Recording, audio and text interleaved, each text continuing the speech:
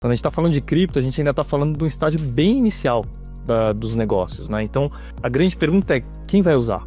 Para que vai usar? A gente ainda está no estágio que a gente gosta de falar que a gente está na transição da internet de escada para banda larga em cripto. Pegando alguns paralelos, né, do passado na internet, o Bill Gates, quando tentava explicar a internet nos anos 90, ele tentava fazer paralelos com o que a gente já tinha hoje. Então, vou substituir revistas por um site estático onde eu vou conseguir ler as mesmas notícias. Era difícil de entender por que isso vai mudar a sociedade na prática, né? A infraestrutura era cara, lenta e era utilizado para poucos fins, né? Para baixar uma música eram horas.